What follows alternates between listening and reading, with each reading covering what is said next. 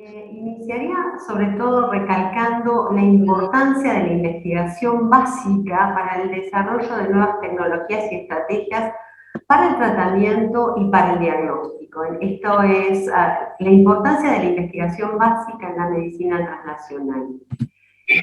Y en ese contexto es importante, en esta charla en particular, retomar algunos conceptos que están relacionados con aquella definición de sustancia amorfa, que ya Friedrich Händel en 1841 definió como aquella estructura no definida que rodeaba las células. Sin embargo, cuando uno en la actualidad habla de la sustancia amorfa, tiende a relacionarla exclusivamente con el tejido conectivo y dentro de sus componentes fundamentalmente con el colágeno. Sin embargo, desde Henle hasta la actualidad y sobre todo en estos últimos 20 años, la sustancia amorfa se transformó en un punto de interés fundamentalmente relacionada a la biología y a la ingeniería de tejidos. Y en este caso en particular, actualmente la matriz extracelular no solamente involucra al tejido conectivo, sino a todos los tipos celulares. De alguna manera, ese soporte arquitectónico dinámico que sintetiza y secreta la propia célula, fundamentalmente conformando lo que es la lámina basal, no solamente le sirve como un anclaje celular, sino que también directa e indirectamente controla muchos procesos celulares, como son la proliferación, la migración, la diferenciación. Y ese dinamismo que tiene cambios cuali y cuantitativos, estos cambios se producen en estados fisiológicos y en estados fisiológicos siguiendo un ritmo circadiano, pero en estados fisiopatológicos acorde al tipo celular y acorde a la patología. En esta diapositiva lo que podemos ver es ese entramado que conforma a la matriz extracelular, particularmente en este caso la lámina basal, en la cual en turquesa uno puede observar el colágeno. Recuerden que el colágeno hay descritas entre 21 y 24 isoformas, especialmente el colágeno que constituye las láminas basales de los diferentes tejidos o tipos celulares es de tipo 4.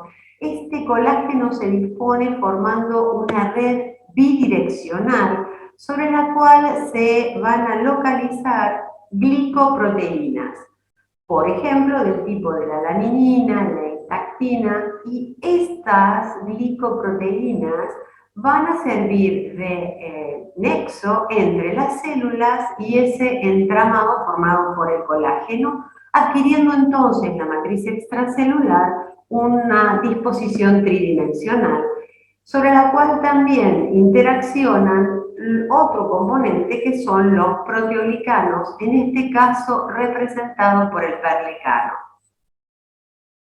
Ahora bien, ese entramado celular que constituye la matriz extracelular, como lo acabamos de describir, es una versión mínima en cuanto a la constitución de la matriz extracelular.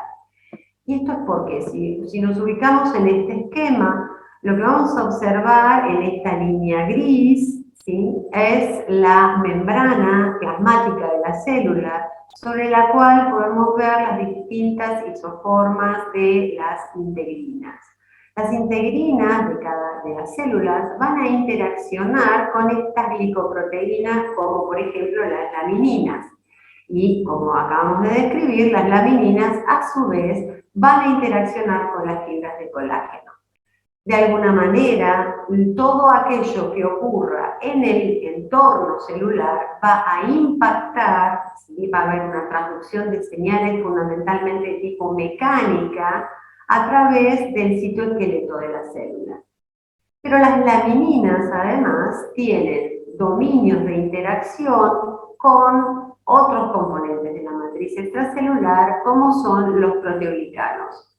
Con lo cual, todo armado y desarmado de esta matriz extracelular va a impactar sobre la célula. Y fundamentalmente es de considerar la participación de estos proteoglicanos. Los proteoglicanos son estructuras, como su nombre lo indica, con un esqueleto proteico al cual se unen largas cadenas polisacarídicas de tipo de los glicosaminoglicanos. Estos polisacáridos tienen la particularidad de poder interactuar con factores de crecimiento, citoquinas inflamatorias y quemoquinas, creando un gradiente de factores de crecimiento y citoquinas que la célula va a poder utilizar conforme a la secreción de proteínas al espacio extracelular que los libere, degradando a esos proteoglicanos y consecuentemente liberándolos. Por lo tanto, en la actualidad, cuando hablamos de matriz extracelular, hablamos por un lado de lo que es el matrizoma, es decir, todo el conjunto de proteínas que forman o integran ese espacio extracelular. Por otro lado, en este conjunto de proteínas, no solamente están las glicoproteínas y el colágeno o la fibronectina, sino también los esqueletos proteicos de estos proteoglicanos. Pero es también importante dentro de la matriz extracelular la participación de los polisacáridos que van a formar esqueletos o estructuras de anclaje para interacciones específicas con estos factores de crecimiento, citoquinas e incluso a veces interleuquinas. Ahora bien, como dije al iniciar la charla, la matriz extracelular tiene un dinamismo constante, no solamente desde el punto de vista cuantitativo de los elementos que acabamos de mencionar, sino que cualitativamente también puede sufrir modificaciones. Y estas modificaciones son más que evidentes frente al daño. En este caso, lo que vamos a ver es lo que ocurre frente al daño vascular. Si ustedes observan en esta diapositiva que corresponde a un corte transversal de una arteriola de pequeño calibre, es una microscopía de escáner de barrido, uno puede observar la luz de la arteriola, cómo produyen los núcleos de las células endoteliales, y lo que vamos a ver como bordeando a esa arteriola en negro es toda esta lámina basal que constituye la matriz extracelular, que está siendo sintetizada tanto por las células endoteliales como por las células musculares lisas de la túnica media. Nosotros sabemos que las células endoteliales se caracterizan por tener un estado quiescente, es decir, metabólicamente activas como para poder desarrollar sus funciones antitrombóticas, antiinflamatorias y mantener el nivel de proliferación bajo de las células endoteliales. Sin embargo, frente al daño, que puede ser, por ejemplo, el daño físico, en un shear estrés, el descenso de la presión de oxígeno o en algún proceso inflamatorio propiamente dicho, lo que vamos a observar es que ese estado quiescente se pierde y las células endoteliales van a ejecutar un programa proinflamatorio, protrombótico y angiogénico. Que se va a caracterizar fundamentalmente por la expresión en su superficie de moléculas de adhesión que van a modificar el rolling de la serie blanca en el proceso inflamatorio, Va a haber un aumento de la permeabilidad vascular que lleve al proceso de infiltración y la propia célula endotelial también va a hacer un aporte de citoquinas inflamatorias. Todo esto ha sido ampliamente descrito. Pero dentro de todo este programa vamos a ver que se produce un remodelado de la matriz extracelular que la célula ejecuta frente al daño.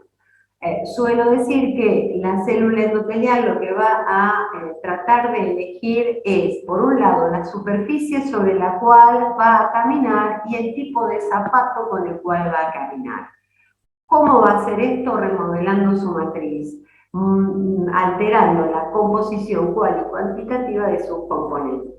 En el remodelado de la matriz extracelular, en nuestro laboratorio, nosotros nos enfocamos al estudio de los proteoglicanos.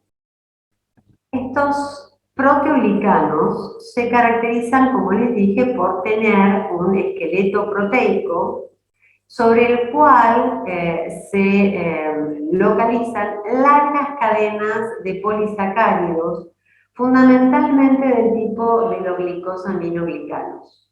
Un proteoglicano es diferente a una glicoproteína. Una glicoproteína tiene un bajo porcentaje de polisacáridos y esas cadenas polisacarídicas en las proteínas generalmente pueden ser de cualquier tipo, menos del tipo de los glicosaminoglicanos.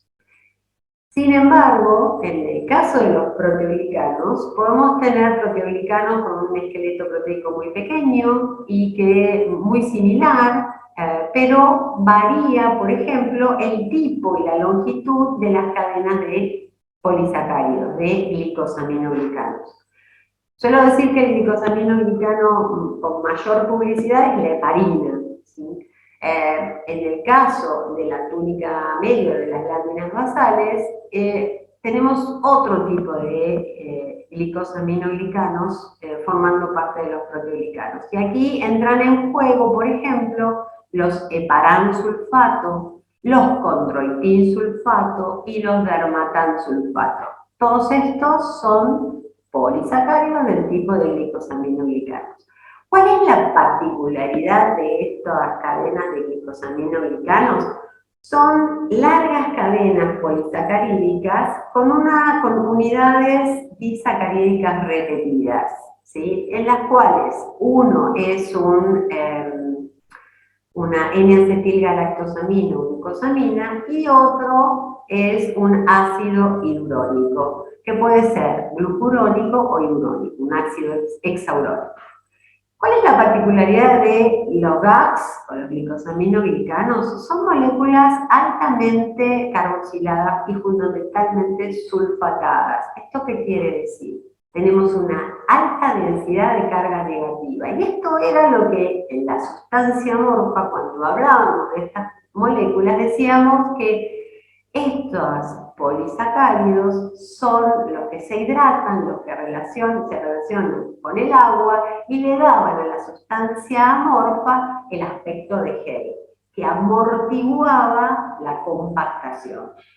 Ahora sabemos que los glicosaminoglicanos no solamente interaccionan con el agua, sino que son los responsables directos de la interacción con factores de crecimiento, citoquinas y proteínas del tipo de las apoproteínas. En el caso particular del endotelio vascular, ha sido ampliamente descrita la participación del condroitinsulfato en la respuesta a la retención a las lipoproteínas.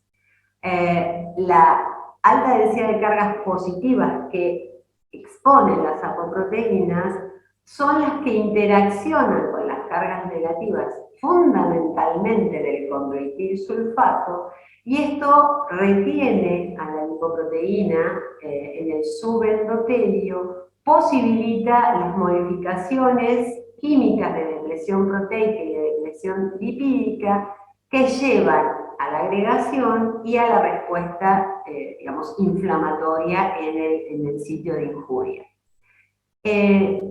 La particularidad del condroitinsulfato es que es muy similar al otro glicosaminoglicano, que es el dermatansulfato. La única diferencia que se da entre los dos polisacáridos es este carboxilo que ustedes observan marcado aquí con la flecha.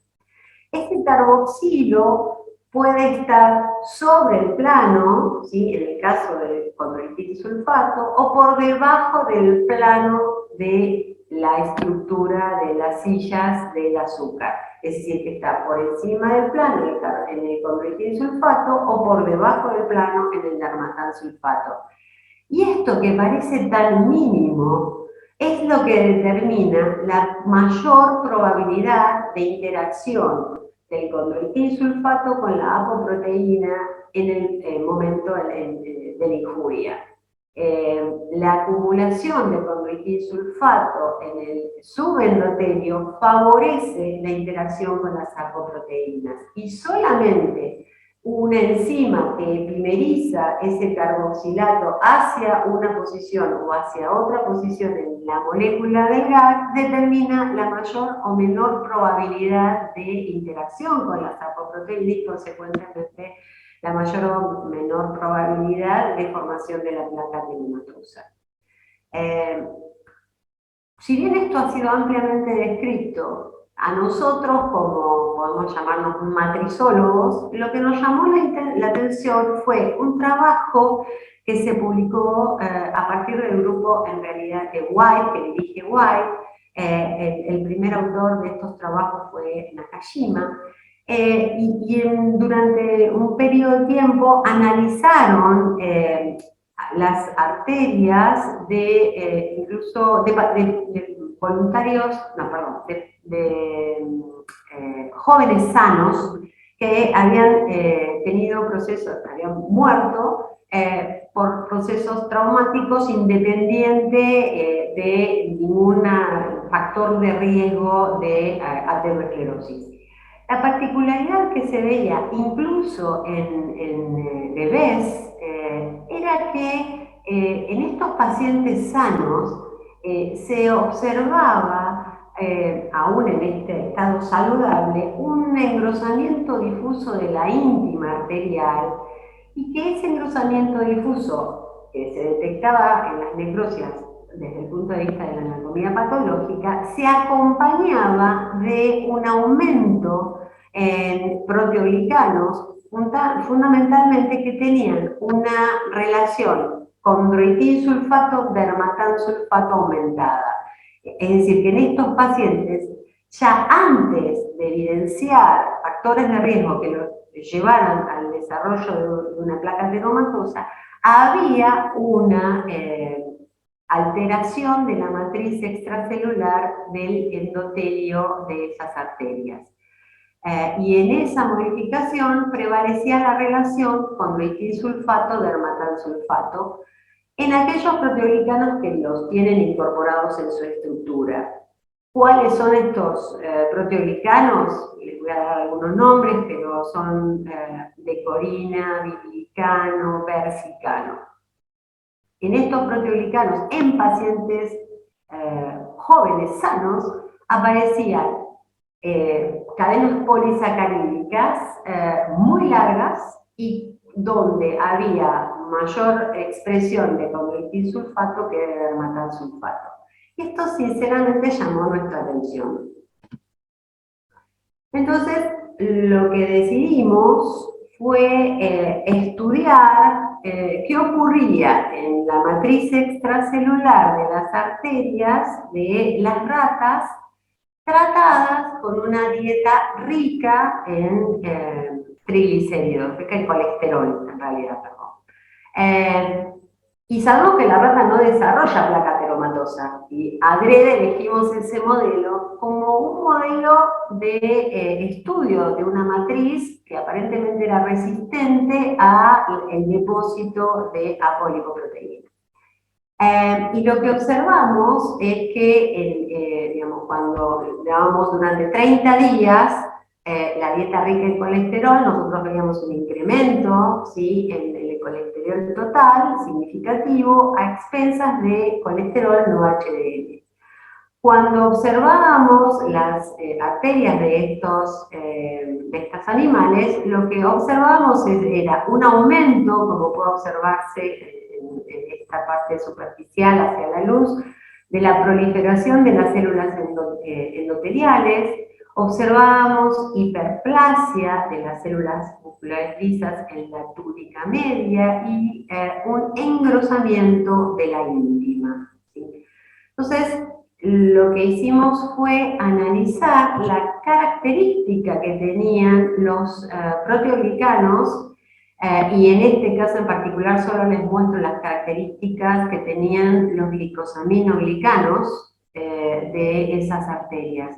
Lo que hacíamos era extraer la matriz extracelular de las arterias y purificar por cromatografía de intercambio los proteoglicanos, y esos proteoglicanos los analizábamos por HPLC y observábamos que en los animales que habían recibido la dieta rica en colesterol, también observamos en 30 días, con respecto al control ya, un aumento en la expresión de estos condroitinsulfato con respecto a estas cadenas de dermatansulfato. Esta misma estrategia la llevamos ahora a comparar dos fenotipos endoteliales diferentes, uno ateropropenso y otro ateroresistente. El ateropropenso eran las células endoteliales arteriales obtenidas a partir de cordones umbilicales. Del mismo cordón umbilical aislábamos las células endoteliales arteriales y las células endoteliales venosas o ateroresistentes. Nuevamente, lo que hicimos en estos casos, una vez que las células humanas estaban en cultivo, en este caso era agredirlas, injuriarlas, con una concentración fisiológica de VLDL, es decir, que agregamos 75 microgramos por mililitro de un VLDL sana, provenientes de una población sana. Y lo que observamos nuevamente es una diferente respuesta en la producción de los proteoglicanos entre las células arteriales y las células venosas de diferentes proteoglicanos, como podían ser decorina, versicano, biglicano, todos estos teniendo condroitinsulfato y dermatansulfato en su molécula. Pero no había diferencias en otro proteoglicano, que es el perlecano, donde en lugar de tener condroitinsulfato y dermatansulfato, tenía heparansulfato. Por lo tanto, de alguna manera, la mayor o menor predisposición está relacionada en algún punto con esta expresión de condroitinsulfato y dermatansulfato en dos endotelios diferentes. Por cuestiones de tiempo no les muestro, pero también detectamos aumento, digamos, cambio en la expresión de las enzimas de síntesis de estas largas cadenas polisacarídicas, y en ellos nuevamente observamos que había un menor grado de epimerización, es decir, que las células endoteliales arteriales se observaban cadenas ricas en condroitinsulfato. Paralelamente, mientras veníamos obteniendo estos resultados, nosotros dijimos que tal vez estábamos subestimando las propiedades que tiene el dermatansulfato en el endotelio vascular. Clásicamente, el dermatansulfato es considerado el ateroprotector de la túnica media, porque actúa como un cofactor cofactor 2 de la heparina. Es un anticoagulante a nivel tisular, a diferencia de la heparina. La cuestión, lo que nosotros observábamos en todas nuestras respuestas, tanto en el modelo de rata como en el modelo humano, era que las cadenas de dermatansulfato eran cortas. Entonces nos decidimos en estudiar qué ocurría con un dermatansulfato de bajo peso molecular o low molecular mass dermatansulfato con respecto a un dermatansulfato de alto peso molecular. ¿Cuál es la diferencia? Uno está el de alto peso molecular en los 60.000 kilodalton y el de bajo peso molecular está entre los 5.000 y los 8.000 kilodalton. El problema era conseguir ese dermatansulfato de bajo peso molecular. Y allí nos pusimos en contacto con una empresa nacional que es Sintex, que produce, o en realidad no produce, aísla a partir de la mucosa bovina todos estos glicosaminoglicanos. Ellos obtienen los de alto peso molecular y están tratando de obtener dermatansulfato de bajo peso molecular por un sistema patentado de polimerización. Entonces ellos establecimos un convenio y trabajamos con ellos para caracterizar las funciones de ese dermatansulfato de bajo peso molecular. Cuando comparábamos las funciones de ese dermatansulfato de bajo peso molecular, lo que observábamos es que la actividad sobre las células endoteliales en cultivo referidas, por ejemplo, a la migración, el de alto peso molecular prácticamente tenía un aumento en la migración de las células endoteliales significativo, pero era realmente mucho más importante el efecto sobre la migración endotelial del dermatansulfato de bajo peso molecular.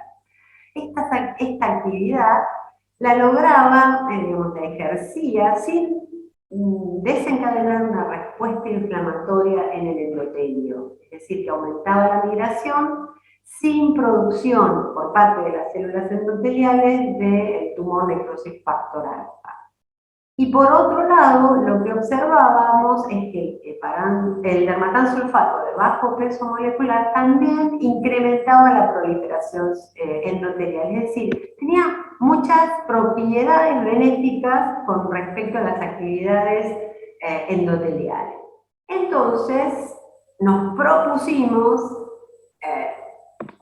pensando en que el dermatansulfato de bajo peso molecular podría llegar a ser una buena estrategia preventiva sobre el endotelio vascular propiamente dicho, es decir, no controlar el factor de riesgo, sino preservar el endotelio y sobre todo su matriz extracelular para evitar el depósito de las apolipoproteínas, lo que decidimos era formar o diseñar o obtener nanopartículas de dermatansulfato. ¿Y esto por qué? Porque la verdad que nosotros desconfiamos un poco de la administración de estos glicosaminoglicanos, por ejemplo, por vía oral, como se hace con el condroitinsulfato para aquellas alteraciones en el cartílago.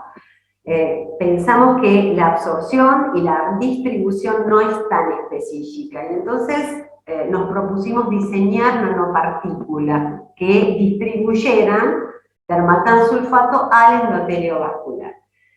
Hay diferentes tipos o estrategias para la obtención de nanopartículas que van desde nanopartículas de compuestos inorgánicos, complejos poliméricos, liposomas, que son los más conocidos, nanocristales, nanotubos, dendrímeros. Esto se adapta en función a digamos, el desafío de la molécula y cómo se puede estabilizar para constituir una nanopartícula.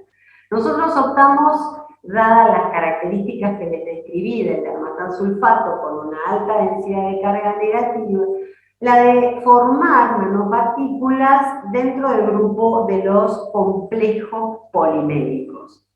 ¿Y qué son estos complejos polielectrolíticos o poliméricos?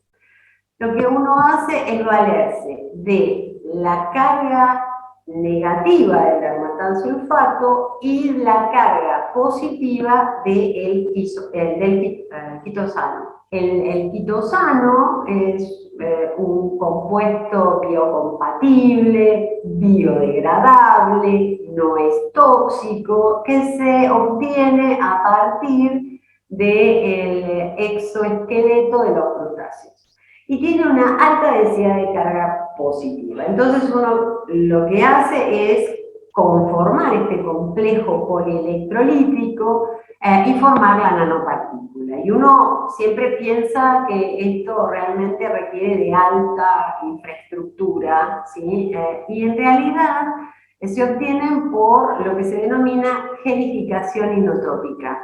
Y no es otra cosa que disponer de una bomba inyectora que controle un flujo constante de goteo, en este caso del quitosano, sobre una solución de dermatansulfato de bajo peso molecular. Y uno tiene que controlar las condiciones de agitación de manera estable. El método es sumamente escalable, es fácil de escalar a nivel industrial. Y esto permite la obtención de estos complejos polielectrolíticos. Desde la bibliografía, sumamente sencillo. Desde la práctica, estuvimos casi 3 años para obtener nanopartículas estables y estables en el tiempo y un método que se repitiera en el tiempo para poder ser escalable a nivel industrial. ¿Por qué? Porque había que ver cuál era el quitosano, si de alta o de baja densidad, cuál era la concentración óptima de las dos soluciones y el pH en el cual se exponían las cargas para poder formar estas nanopartículas. Obtuvimos las nanopartículas y en colaboración con el doctor Juan Manuel Lázaro Martínez, lo que hicimos de la Cátedra de Orgánica de nuestra facultad fue establecer por espectroscopía sólida de alta resolución cuál era el perfil de las moléculas, las nanopartículas que obteníamos, que realmente estaban alrededor de los 700 nanómetros, eran pequeñas y estables y de fácil obtención una vez que se habían identificado establecidas las condiciones de obtención. El problema que tuvimos es que cuando analizamos la composición de esas nanopartículas, teníamos una molécula de dermatansulfato por 9 de quitosano. Y realmente les puedo asegurar que fue una gran frustración porque dijimos, esto como método de delivery de moléculas de dermatansulfato es poco eficiente.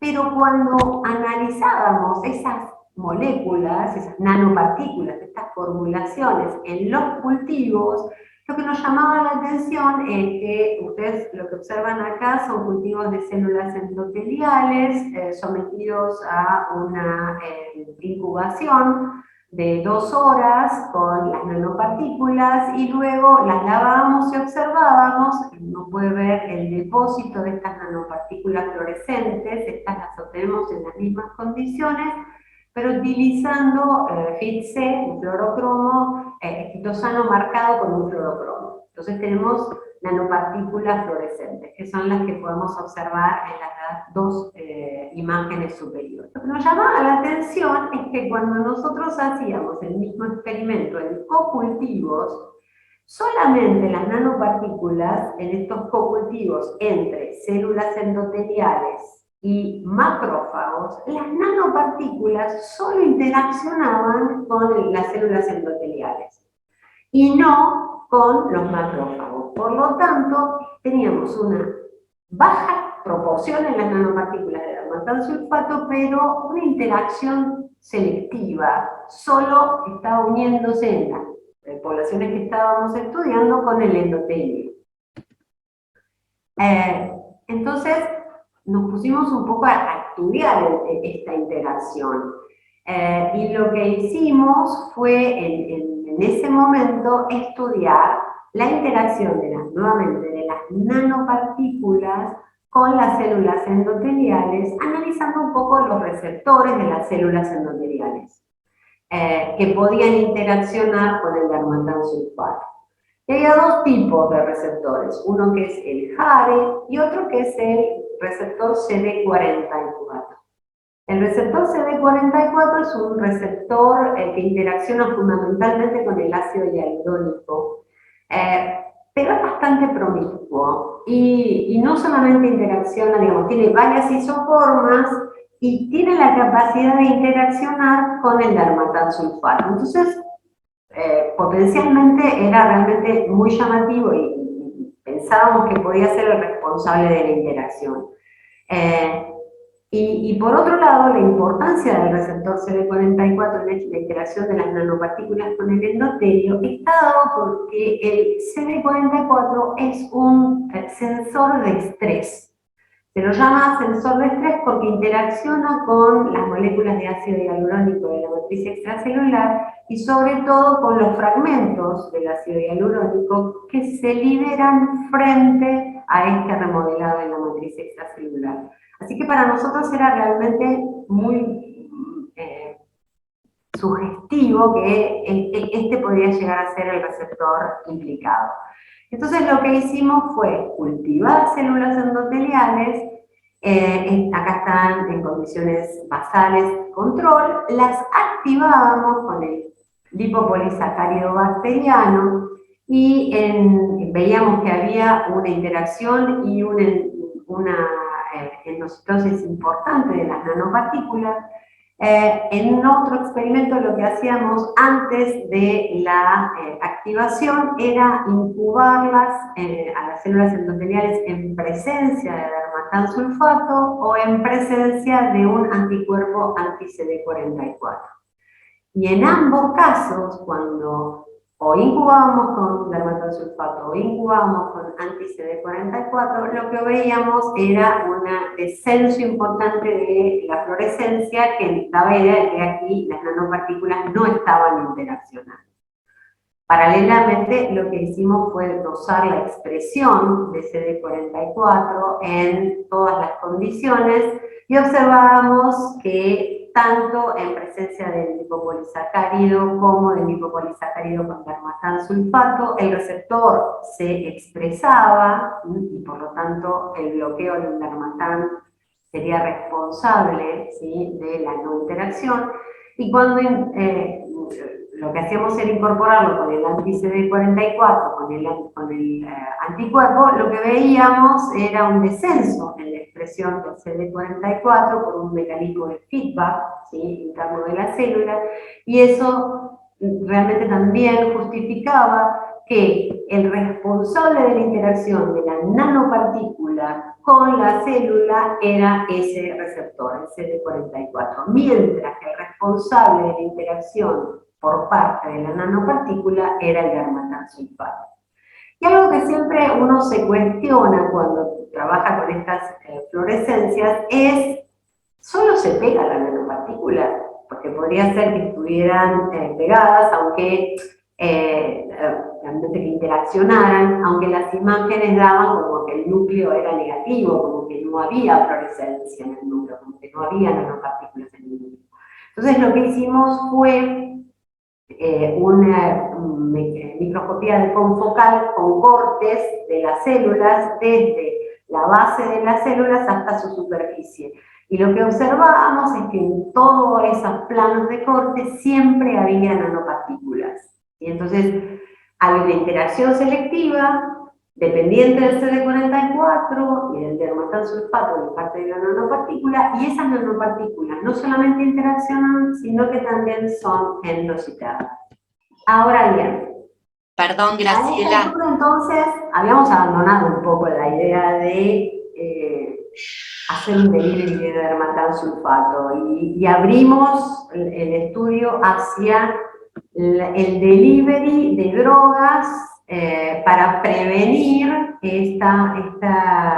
la posibilidad de una respuesta inflamatoria a nivel del endotelio vascular. Y acá empieza siempre la controversia en cuanto a qué es primero, la disfunción endotelial o la activación endotelial.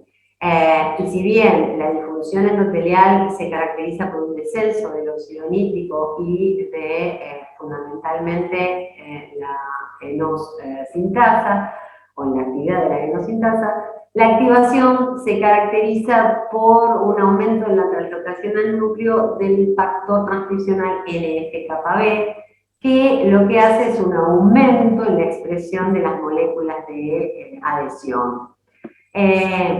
Hay un trabajo de Liao, que hace un reconto de varios grupos y llega a una solución salomónica en la cual el nivel de NO, de óxido nítrico, de alguna manera inhibe la translocación del factor NF-κB y por lo tanto la activación endotelial. Y entonces lo que nos planteamos en este juego de difusión y activación era bloquear de alguna manera la respuesta inflamatoria precoz frente a la injuria del endotelio vascular. Este programa proinflamatorio, tratar de bloquear eso como para ver si podíamos evitar el remodelado de la matriz extracelular. Y entonces lo que hicimos fue, y siempre en esta cuestión de utilizar por estos cambios socioculturales, utilizar productos naturales en el diseño de estas nanoestructuras o de estas formulaciones, lo que hicimos fue una búsqueda bibliográfica de trabajos con drogas antiinflamatorias, y lo que vimos es que, llamativamente, la clara del huevo, cuando es degradado, genera péptidos o tripéptidos, muchos de ellos con actividad antiinflamatoria.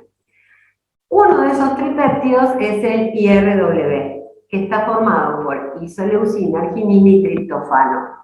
Existen varios trabajos, numerosos trabajos, que describen el efecto antiinflamatorio de este tripéptido, tanto in vitro como in vivo, e incluso en animales, en conejos hipertensos. Entonces, el problema es que obtener el tripéptido por degradación de la ovoalbúmina es muy complicado, porque nuevamente teníamos que establecer condiciones de obtención que fueran sostenidas a nivel industrial. Y en lugar de hacerlo a partir de la clara de huevo, lo que hicimos fue sintetizarlo junto con la doctora Silvia Camperi, que forma parte del Instituto Nanobiotech de la Facultad de Farmacia y Bioquímica. Entonces obtuvimos el tripéptido, vimos que comprobamos su efecto antiinflamatorio, porque lo que hace es inhibir la translocación al núcleo del factor NF-κB, y lo que hicimos ahora fue incorporarlo en las nanopartículas. Y hasta ahora todo lo que le mostré es bastante abstracto, salvo las microfotografías confocal. Y aquí lo que les muestro son los dos tipos de nanopartículas. Las nanopartículas que ustedes ven a la izquierda, que tienen un tamaño aproximado de 720 nanómetros, está sacado por TEM, ¿sí? Por microscopía electrónica. Estas son las vacías, las que no tienen el tripéptido. Cuando incorporábamos el tripéptido, el tamaño de las nanoformulaciones descendía, y eso es mejor desde el punto de vista de la nanotecnología, porque posibilita una mejor distribución.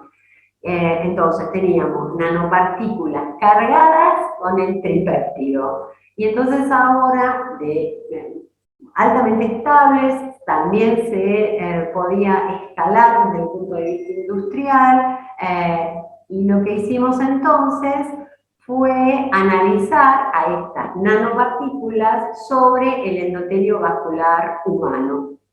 Y entonces lo que hicimos primero es confirmar si estas nanopartículas cargadas o no sobre el endotelio vascular humano eran tóxicas y si afectaban la viabilidad de las células endoteliales aisladas del cordón umbilical humano, y vimos que no.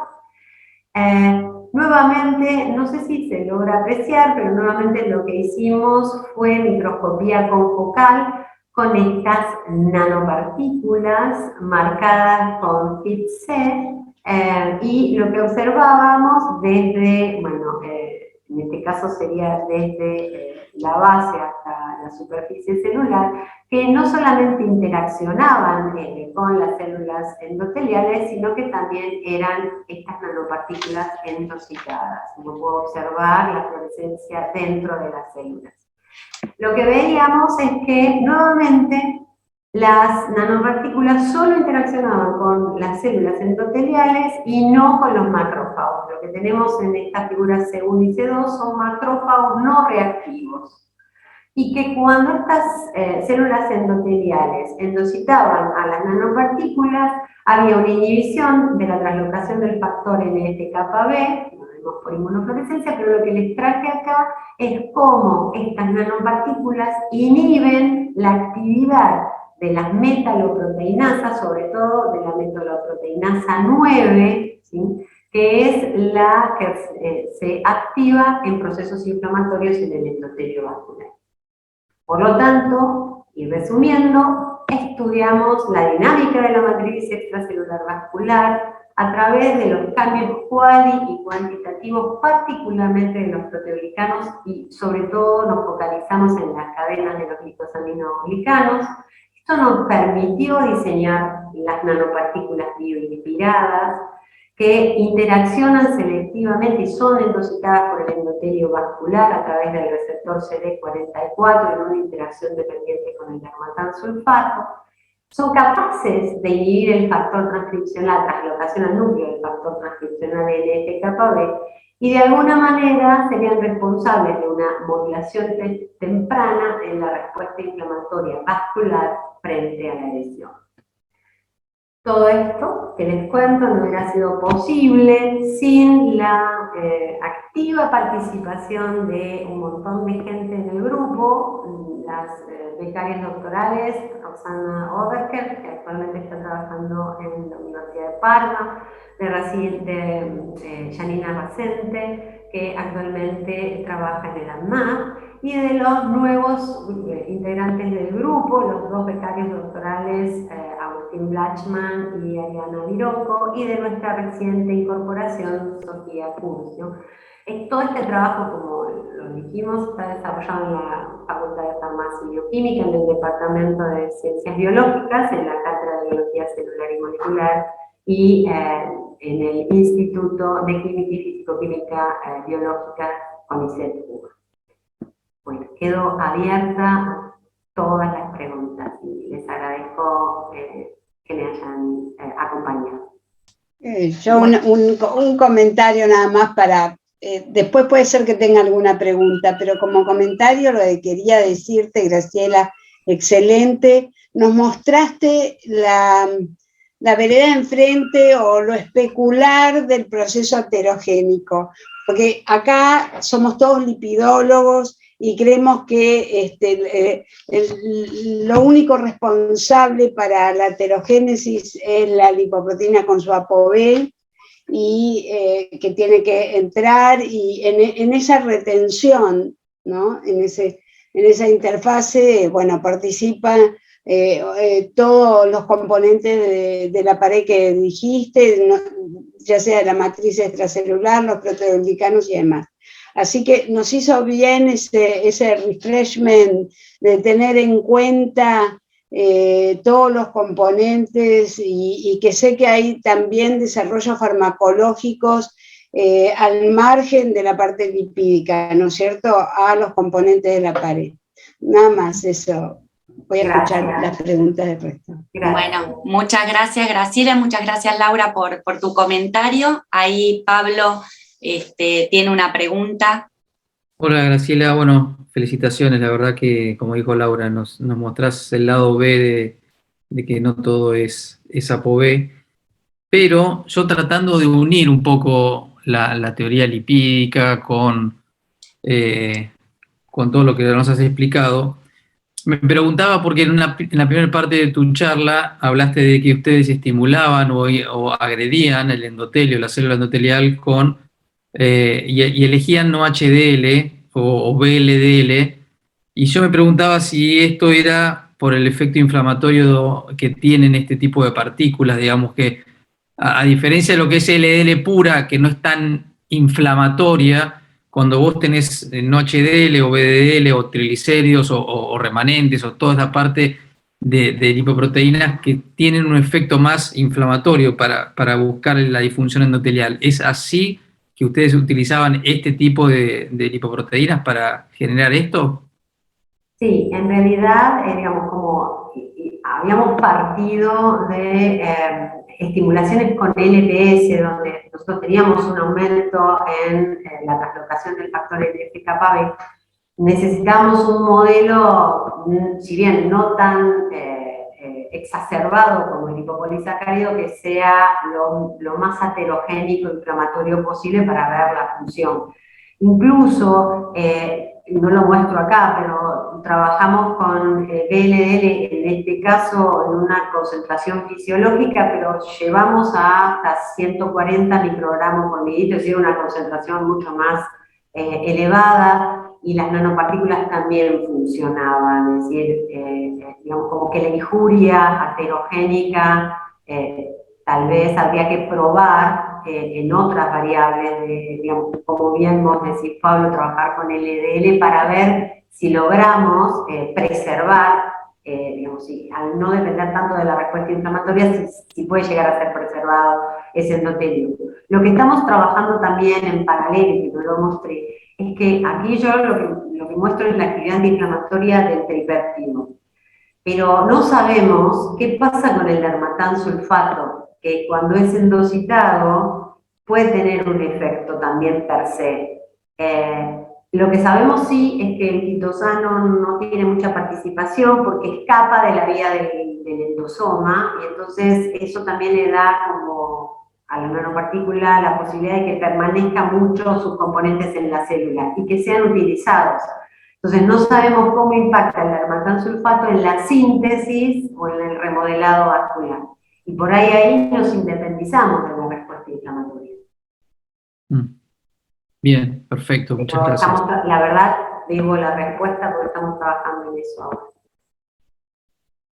Sí, evaluar LPA sería también interesante, ¿no? Lipoproteína pequeña, que hoy también todo el mundo habla de LPA, y qué efecto podría, pero bueno, sí, son líneas de investigación diferentes. Sí.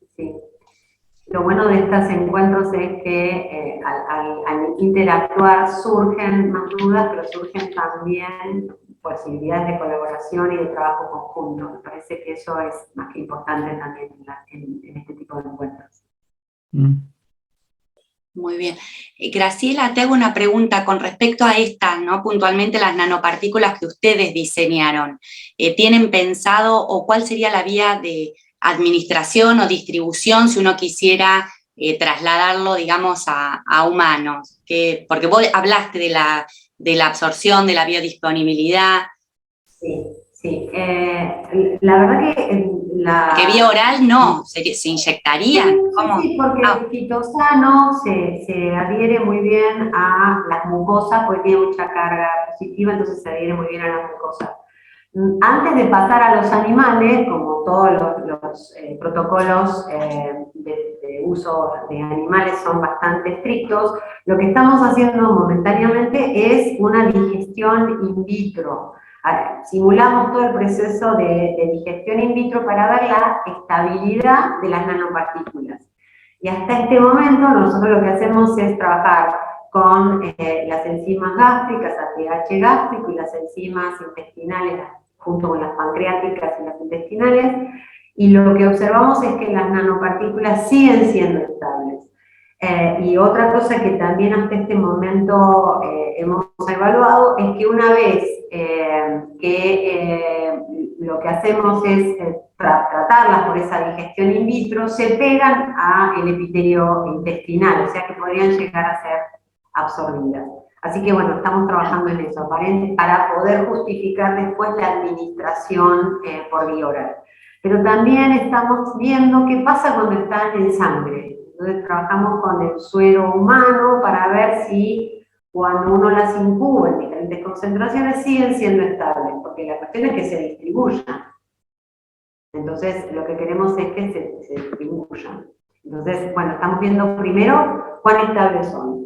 Y por las dos vías, endovenosa, lo ideal sería por vía oral para que sea más fácil la administración. Y en función a eso, empezar con los protocolos con animales. Perfecto. Bueno, ahí un poco preguntaba la doctora López también que cómo imaginabas la transferencia a la clínica. Bueno, un poquito ahí lo estabas comentando, incluso resalta que vos mencionaste que es fácil de escalar, digamos, a nivel industrial la producción, ¿no? Sí. Ahí está Graciela, no sé si vos querías comentarlo. No, más o menos ya respondió en parte, ¿no? Con tu pregunta. Sí, sí, uno cuando habla con nanoformulaciones se piensa que es ciencia ficción en realidad, o tiene esa sensación, y en realidad a veces son procesos arduos de establecer las condiciones de obtención. Pero bueno, luego una vez que son muy estables una vez que se obtienen, y bueno, la cuestión es el camino largo de probar cada una de las etapas para que sea trasladable a la clínica, ¿no? A la clínica. ¿Y efectos adversos así que hayan usted observado o que esté descrito? Porque viste que con la terapia de algunos antiinflamatorios suele, por ahí, sobre todo con inmunosupresión o a nivel inmune, no sé si ustedes de eso hay algo descrito o también lo van a tener que probar. Obvio, eso hay que probar todo lo que es, no solamente biodisponibilidad, sino citotoxicidad, eliminación y demás, pero eso hay que probarlo en vivo, no lo podemos probar en vivo. Exacto. Y lo que sí hay son atentamientos sobre todo hidrogeles de quitosano, para la reparación tisular, sobre todo. Y hasta este momento esos hidrogeles a veces se dan por vía nasal, hay algunos de administración obviamente superficial, hay algunos tratamientos de seborrea. Hasta este momento, y llevan bastante tiempo ya de aplicación, no hay para el quitosano efectos adversos. Lo que hay que ver es esta proporción, esta baja proporción el caso del armatosulfato, y sobre todo uno piensa en el tripéptido. El tripéptido es más que saludable, digo yo, porque no podemos comer tanto huevo para tener tanta actividad antiinflamatoria, pero creo que tiendo a pensar que serían pocos los efectos adversos, aunque hay que probarlos. Habría que probarlos. No puedo ser categórica, sí, seguro. Bueno, muy bien, muchas gracias, Graciela. No sé si alguien más de los presentes quiere hacer alguna pregunta. La verdad que, bueno, fuiste súper clara, Graciela, hiciste una muy buena introducción sobre, como decía Laura, la otra vereda, ¿sí? Sobre esa matriz extracelular, que juega un papel súper importante en esta retención de las lipoproteínas, en el proceso, en el inicio, en el proceso aterosclerótico, y todo lo de las nanopartículas que hoy en día sabemos que puede llegar a ser una nueva estrategia, ¿no? Farmacológica, que ya hace un tiempo viene